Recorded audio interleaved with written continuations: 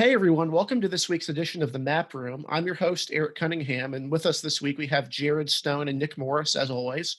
Last week we discussed the state of Arizona, a crucial swing state to pay attention to for the 2020 elections. This week we're focusing on a similar state, but in a different perspective. It's Minnesota, one of the states in the Great Lakes region.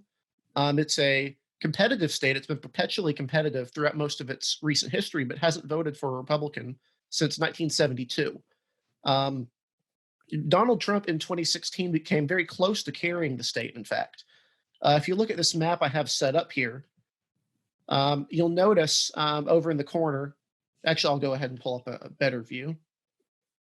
So this is the 2016 presidential map in Minnesota. You can see it looks pretty red by all indications, but it was actually a 2-point Hillary Clinton win. So if you look over here, Hillary Clinton won the state by around 1.5 percentage points, which was lower than her margin she won by nationally. So this is one of the first elections since, I believe, 72 that Minnesota voted to the right of the country, even though it voted narrowly for Hillary Clinton. If you'll notice here, almost all of the state has trended to the right since 2008. Back in 2008, Barack Obama managed to win the state by an impressive total of around 10 percentage points, just a little bit over. This is after it had been competitive in the 2000 and 2004 elections. In 2012, if you'll notice over here, you see a lot of blue over in the corner. A lot of this blue has started to go away in 2012, even though the margin didn't change that much. It only went down, changed by a couple percentage points. But 2016 saw a complete collapse of the vote share for the Democratic Party in some of the rural portions of the state.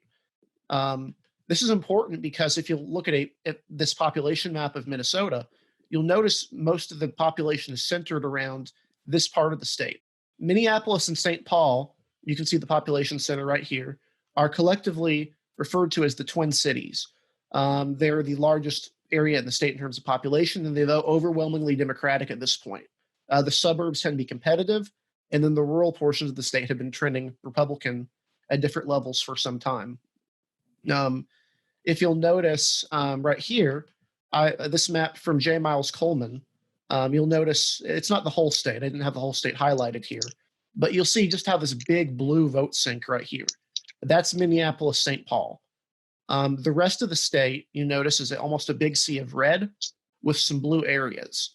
So that's kind of the defining trait of Minnesota in the 2016 election, is this divide between the metropolitan center, you see Hennepin, and Ramsey County right there, which are Minneapolis and St. Paul, are blue.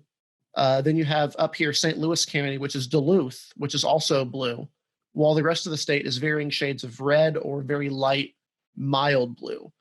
So it's definitely a state to pay attention to for 2020. At the moment, most election forecasters have the state rated as either lean Democratic or likely Democratic.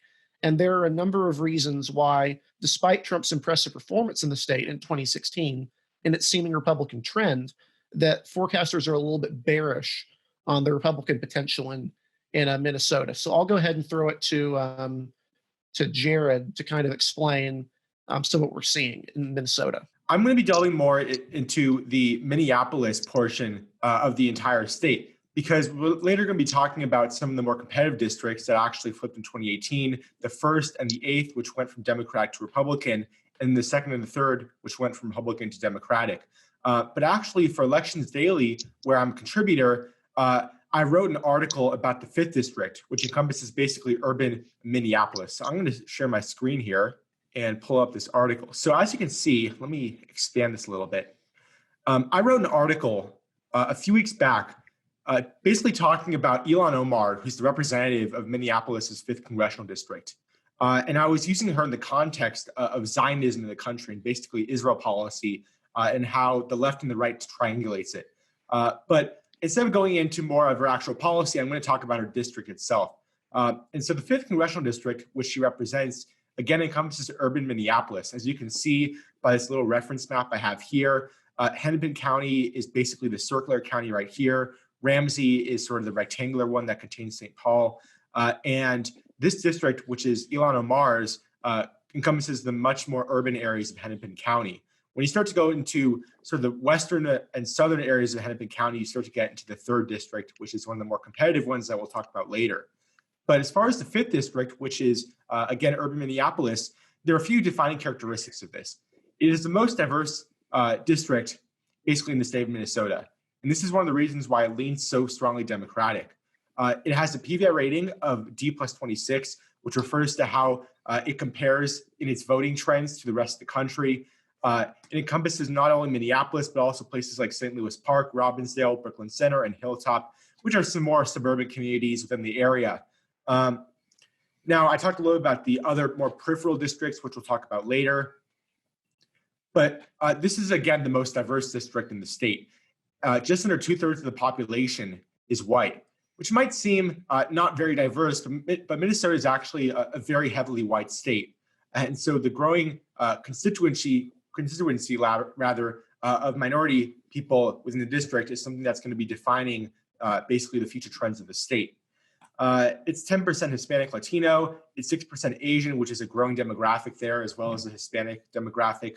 It has a pretty sizable African American population, which is actually where Ilhan Omar is from. She's a Somali immigrant who hails from that community in Minneapolis. And so, as I mentioned here, it has a very strong community of Somali immigrants who tend to be Sunni Muslim, and that's another defining characteristic of this. This district was previously represented by Keith Ellison, who we'll talk about later, I believe. He is now the Minnesota Attorney General, and compared to other Democrats in 2018, he definitely underperformed in his race for the Attorney Generalship in 2018. And then I go into a little bit here about how this is a very progressive district.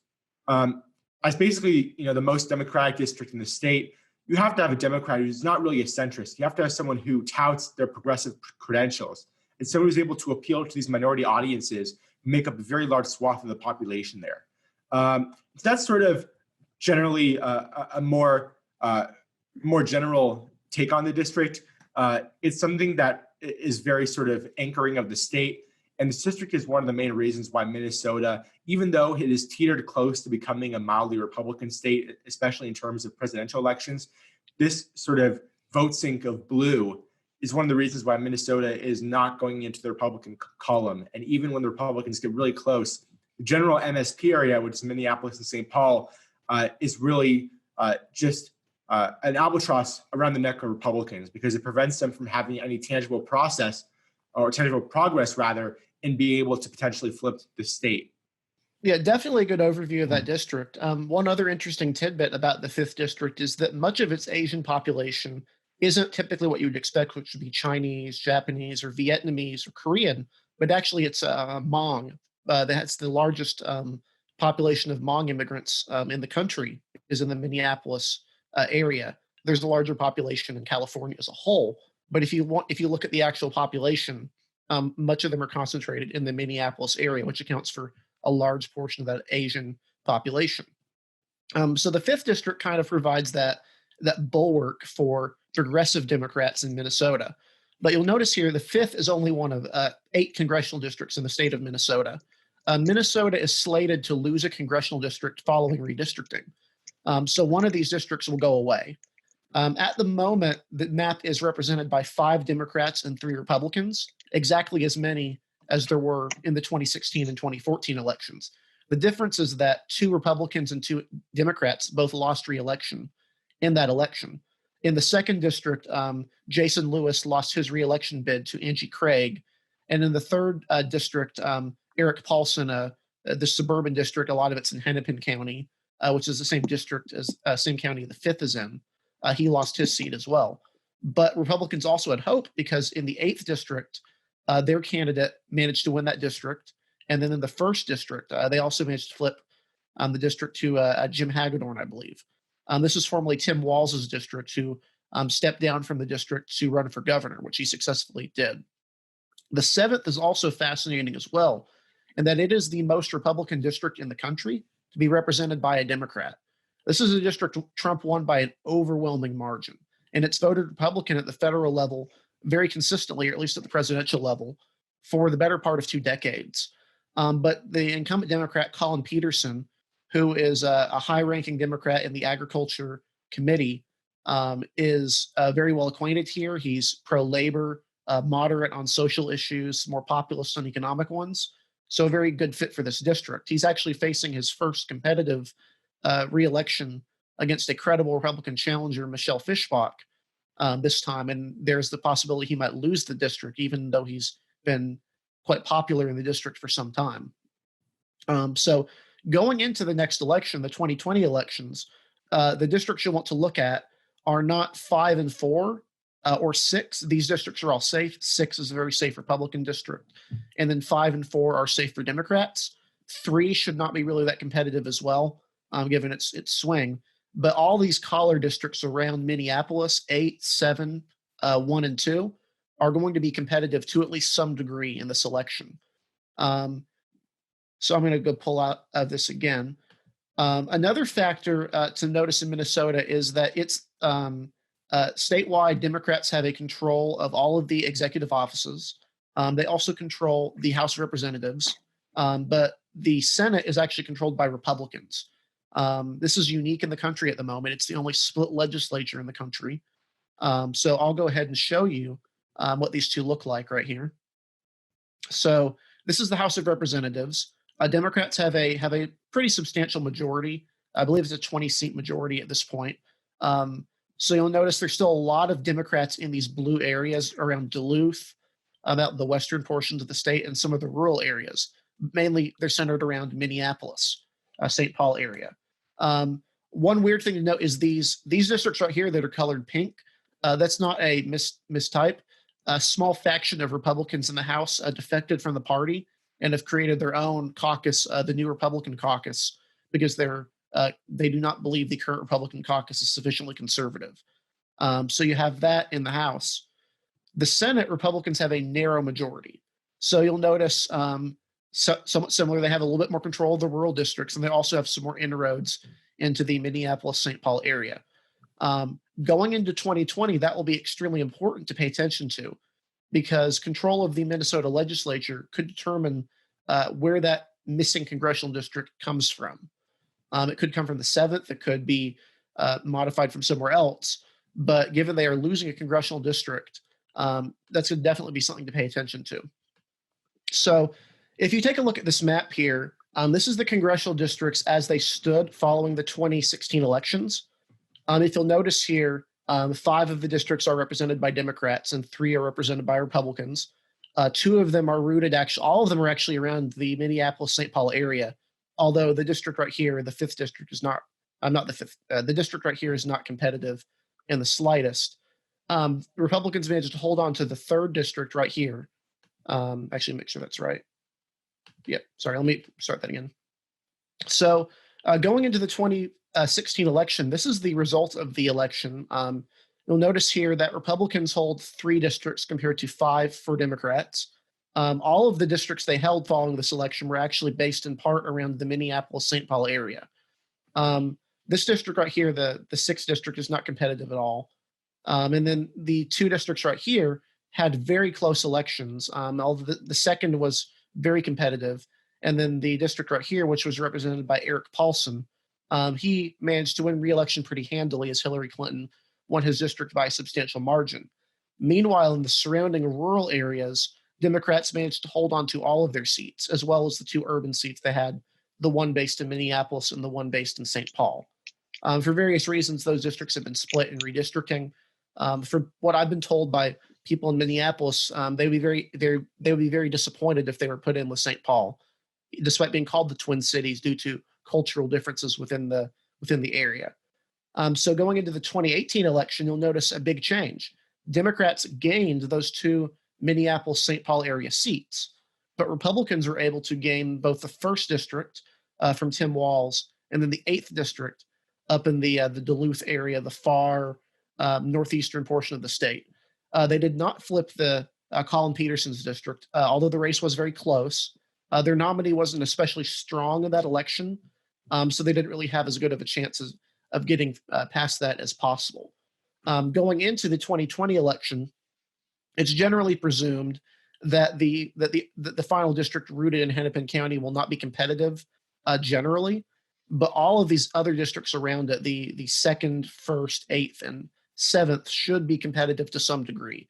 The 7th is probably the marquee race at this point, mainly because Republicans have a very strong recruit in Michelle Fischbach, who was a former state senator and former lieutenant governor of Minnesota for a time. Is running in this district. She's been endorsed by national Republicans and seems pretty well set to provide the toughest challenge of Colin Peterson's career. A recent poll out today showed that in the 1st district, that the incumbent Republican Jim Hagedorn may have a close race in this district as well. Even though Trump won it by a decent margin, there's still a lot of ancestral Democrats throughout rural Minnesota who could deliver some sort of victory. And so I'll go ahead and share it to Nick, who's going to go ahead and explain some of the congressional districts in more detail. Well, we talked about how in 2008 Obama won the state by about 11 points, which was quite impressive for the time. It's the most anyone's ever won Minnesota for decades. And in 2016, it was a very different story. Hillary Clinton won it by about 1 point. It swung quite heavily in the direction of Republicans, but some areas swung more than others. So as you can see now, it's onto the 1st district. Obama wins it by a 4.2 point margin, whereas Trump wins it by about 14 points, about 15 points. Another one is the 8th. And the 1st and the 8th, these are the two districts that flipped Republican in 2018. They're the only two in the country, unless you count Pennsylvania's 14th, which was redrawn. So a lot of people don't count it. But yeah, these are the only two districts that flipped in 2018. Both of them open seats. Each of them covers a certain region. First, mostly rural areas in the south, including Rochester in the eastern part of the district. 8th, which again is also quite rural, and it also covers this area known as the Iron Range, which goes from the Arrowhead to the central part of the state around this area, and it also includes Duluth over there. That's essentially the Democratic anchor of the district. In 2022, the state is expected to lose a congressional district. It's been debated for a couple of years whether it would, because the population projections were uncertain about this. But yeah, most people seem to agree that it will lose a district. So I have come up with a new map which could potentially be used in that from 2022 onwards. The two districts which change the most from the current map are the 6th and 7th. The 8th is numerically eliminated, but the 6th and the 7th, they're both succeeded by these two districts, and there's essentially a horizontal split rather than a vertical split. The 6th, this sort of moves out of the exurbs. It moves out of Anoka, Washington, and Carver, and then it moves into these more rural areas. So this is actually more Republican than the last one, even though the last one was significantly Republican. And the 7th is essentially combines the current 7th and the current 8th. What's good about this, and from the perspective of Democrats, is that it contains mostly the bluest areas of these two districts. This actually combines Colin Peterson and Pete Stauber, who are the two incumbents from those northern districts. This race would actually be interesting to watch because Colin Peterson, he's been representing a heavily Republican district for decades. And Pete Stauber is relatively new. He's one of the two Republican freshmen from this cycle. He'd run for re-election in this new 7th. But I believe, despite Pete Stauber's strength, this district is significantly less Republican than Colin Peterson is used to. So this could be an easy win for him if he wins in 2018. If he loses in 2018, then his likely opponent, Michelle Fischbach, she would actually live in the new 6th. So Pete Stauber would be uncontested, but you'd have a contested primary in the 6th if both Tom Emmer and Michelle Fischbach decided to run. Oh, it's unlikely in my opinion, it would be unlikely for Michelle Fischbach to decide to run in the 6th because the incumbent in the 6th is Tom Emmer, who's a relatively high-ranking Republican. He wouldn't be the type that we willing to just kind of step aside. He's currently, I believe, leading the House re-election efforts. So he's fairly up there in terms of the ladder. So she would have to probably move to the 7th, in which case she would be going up against an incumbent in Stauber. So really the 7th, the current 7th district race, despite being one of the most important in the country at the moment, given how high ranking Colin Peterson is in the Democratic ladder, really isn't that important if the Republicans win, because Michelle Fischbach is probably a one-term incumbent, assuming she faces Stauber. Yeah, assuming they adopt this map. Yeah, assuming they adopt a map like this. Yeah, there are multiple ways to draw a 7-district map. I've drawn several over the years, but I think this is definitely the best one that I've drawn. It's definitely going to be challenging for Democrats to draw further districts out of Minneapolis, St. Paul, even though the districts are, even though that area is so Democratic, the rest of the state is getting so Republican in the rural areas. It's kind of hard for them to manage all that ground. Even if they were to draw a fairly compelling map for themselves, it might not hold in the long term. Yeah, exactly. The geography in Minnesota doesn't exactly favor Democrats at all. It's actually very favorable to Republicans. Like, if you look at the Cook PVI scores, there's actually only 2 Democratic leaning districts in the state, the 4th and the 5th. The rest are slightly Republican leaning relative to the country. So relative to the country, I think Minnesota's fairly even. So yeah, I've got this map that I made on QGIS. And these are the Cook PVI scores. And as you can see, there's only 2 Democratic leaning districts, right, as opposed to 5 on the Republican side.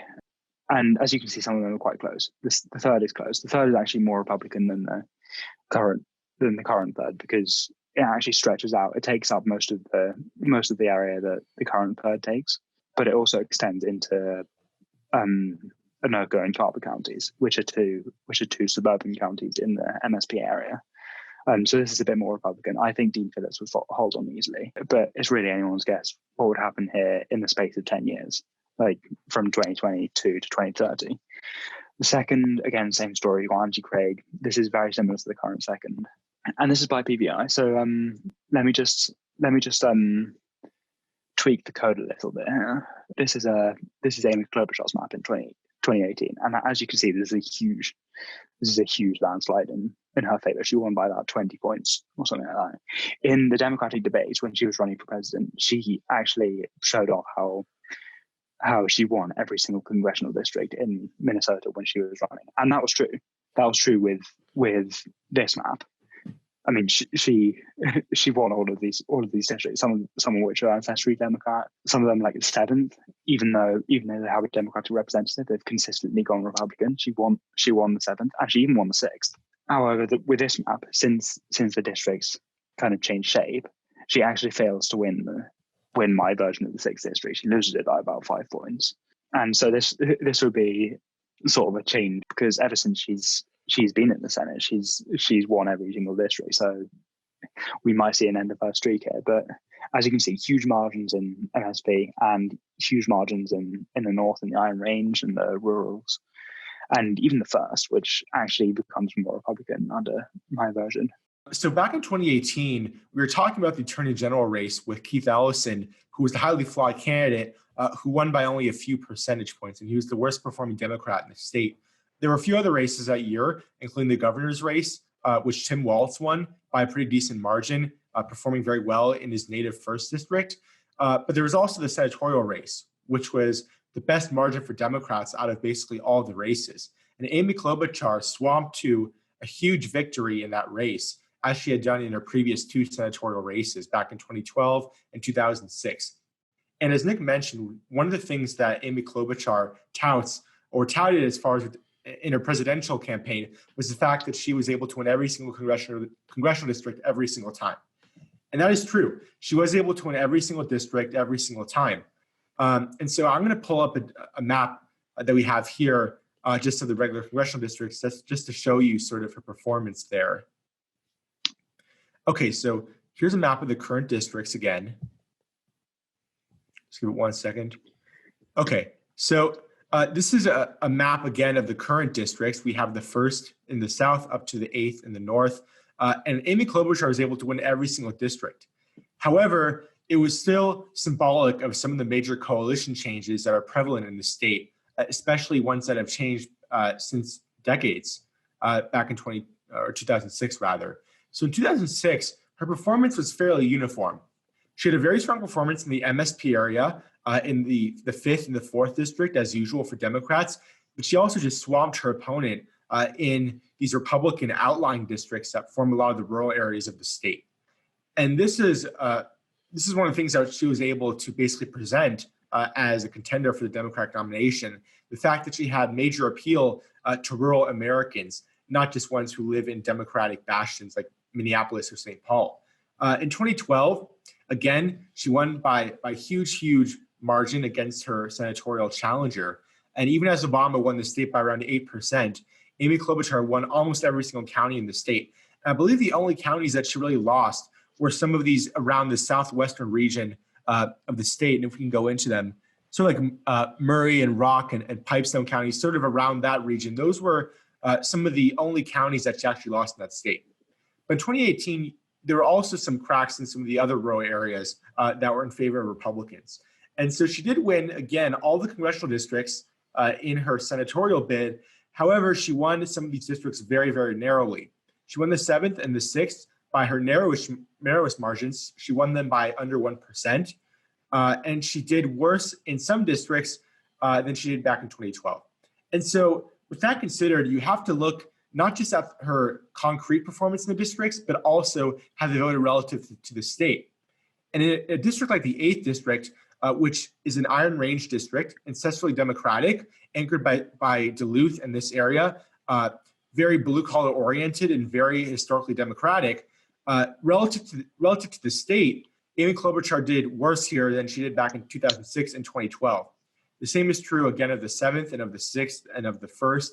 And then in districts like the 3rd district here and the 2nd district, she ended up doing better in these relative to her statewide margin in comparison to her past performances. So that's something to really consider, because you can see a sea of blue when you look at her performances, but you have to compare them to the actual margin of the state as a whole and use that as sort of a barometer for how these districts are trending in the modern era. So that's it for that. I'm going to go now to the Minnesota State Senate. This is, as Eric mentioned, the only split chamber in the entire U.S., with the House, the Minnesota State House, with a Democratic majority, and the Minnesota State Senate has a Republican majority. So here is the Minnesota State Senate. The reason I wanted to pull this up again is because it highlights some of the major areas for Democrats and Republicans throughout the state. So the Minnesota, basically the population center is Minneapolis, St. Paul, which is where the vast majority of Democratic support comes from. And you can see in this inset here, the entire city of Minneapolis and St. Paul are just covered in blue, which makes a lot of sense. These are heavily minority areas. These are heavily Democratic, and they've been this way for a very long time. Now, some of the other blue areas in the state are pretty interesting. If you look up in the Northeast, as you mentioned earlier, with the Iron Range, places like Duluth, there's still a large swath of ancestral Democratic support here, which explains the blue. Now moving west to this sort of rectangular region right here, this is actually this is a spillover from Fargo, North Dakota. And Fargo is the major city of North Dakota. This is where Moorhead, Minnesota is, and Moorhead is just right across the river from Fargo. So some of the suburbs of Fargo spill over into the area. And that's why you see some Democratic support there, just because of the urban or suburban nature of that. Moving to the south, this triangular district right here actually encompasses sort of the region of Mankato, Minnesota. And this is where Tim Walz is from. So the two counties that are in this are Blue Earth County, which is right here, and then Nicollet County, which you can see in the blue. And these are some of the vestiges of ancestral Democratic support. And Trump won these two counties very, very narrowly back in 2016 by only a few points. And it's widely believed that Joe Biden will be able to secure these counties and flip them back to the Democrats in 2020. The final area of blue is sort of around here. And this basic area around here is where Rochester is. And Rochester is actually interesting because it sort of conflicts with the nature of a lot of other areas in the state, in that it is somewhat ancestrally Republican. And even going back in 2000 and 2004, where George Bush lost the state, he actually did very well in the Rochester area. And Rochester is in Olmsted County. So George Bush did very well in this area. And Donald Trump was not able to even come close to matching his performance there. And so this is a region that, because it's so highly educated, the Mayo Clinic is there. And so there are a lot of doctors there. It's much more highly educated than other areas of rural Minnesota, it's one that is trended Democratic, and there's really no indication that it's going to go back to Republicans anytime soon. And that's why you see some blue in this area, just because of the nature of that. And then going back to the MSP area, even though Eric Paulson, the Republican incumbent of the 3rd District, lost in his 2018 reelection bid, some of the more suburban areas of Minneapolis do still witness representation from Republicans. If you look over here, places like Edina and St. Louis Park, maybe a little bit more suburban or rural than that even, but you can still see some, basically some marks of Republican support here. And so again, a lot of these suburban areas still have some Republican support. And so when you consider the fact that the state Senate might be able to flip to Democrats in 2020, it's largely going to be because of these areas of lingering Republican support here. But there's a district around this area that actually could be somewhat competitive. So something to witness too. And so basically my takeaway from here is that it's not just Minneapolis that's Democratic. The state has been Democratic for a long time because of ancestral support in other parts of the state as well. And one of the reasons why Republicans have been able to steadily gain upon Democrats is because those areas are starting to bleed to Republicans. But you still see Democratic support and strength in some of these more rural areas. That's something to keep in mind because we cannot overlook the fact that there's still a lot of Democrats who live in these rural areas of Minnesota, and they essentially form the bulwark of why the Minnesota Democratic Farmer Labor Party, which is a Democratic party there, has been able to do so well in the state thus far. Definitely one to keep an eye on, just because the fact that it's a split legislature means that a lot of interesting things can happen. I'll go ahead and show some of what Jared is talking about with that partisan vote. So if you look at the 2016 presidential map right here, you'll notice that Olmsted is a blue county. It's very light blue. If you compare this to 2012, you'll notice that the area around Olmsted was also blue. The shift in that area came from these areas turning red. You'll notice Nicollet and Blue Earth, those two counties were counties that Obama won in 2012 and that he won in 2008, but with reduced margins each time. They went Republican this time. And then up in the Fargo area, Norman, Clay, those counties, all three of them, in fact, were Democratic counties in both 2012 and 2008. And I noticed in the chat, you had mentioned Flip had posted the odds maker, the predictions. I'm going to go ahead and look at that real quick just so I can comment on the prediction market, kind of draw that back into what we're paying attention to. So you'll notice right here that some of the top races to focus on, the Democratic Party is heavily favored in Minnesota. Most reputable predictors either rate the race as lean Democratic or likely. I believe Real Clear Politics is the only one that ranks it as a toss-up, and Real Clear Politics, frankly, ranks everything as a toss-up if you look at their map. And I'm not even joking. If you actually look at their map, they have like a ton of different states that aren't going to be remotely close listed as a toss-up. So reputable outlets tend to consider this as a Democratic one. Ilhan Omar is facing a competitive primary in the 5th. She's expected to come out on top, but it is one to keep an eye on. She's obviously, if you've been paying attention to the news, there have been a number of controversies regarding her, specifically in regards to anti-Semitism controversies and things along that line. She's generally considered to be the favorite by a considerable margin. There is a Senate race. The incumbent Senator Tina Smith is not expected to face that much of a challenge. Her opponent is likely going to be Jason Lewis, who lost the 2nd district to Angie Craig in 2018. Not the highest tier candidate. So it's generally not considered to be the tipping point state in the country. What you will want to pay attention to with Minnesota is to see how the margin shifts.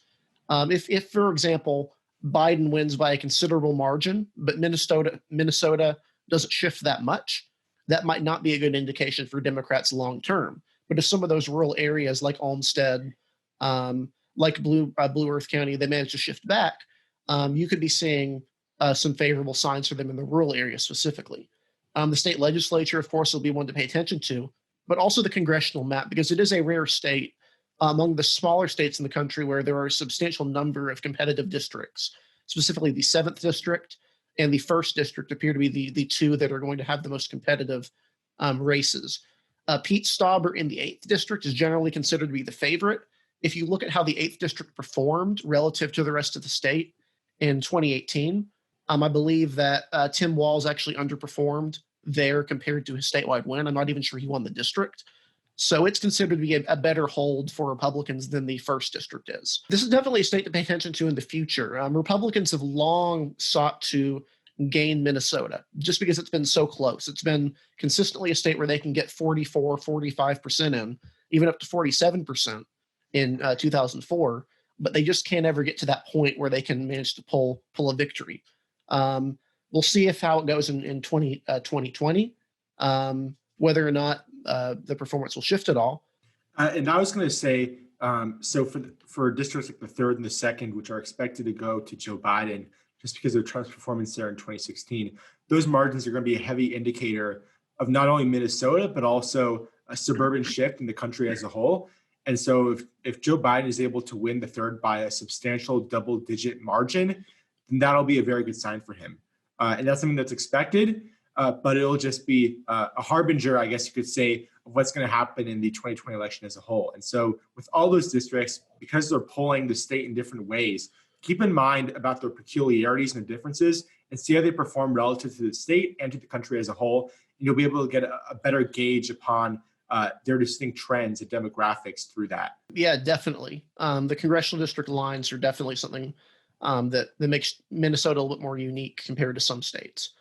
With that, I think we're going to wrap up this episode of the Map Room. Thanks for joining us. Where can we find you on social media, Jared and Nick? You can find me on Twitter at JStonePolitics. My Twitter handle is tossup report. You can follow me there. You can find me on Twitter at DECunningham2. You can also find all of our articles at Elections Daily, which is at elections_daily on Twitter.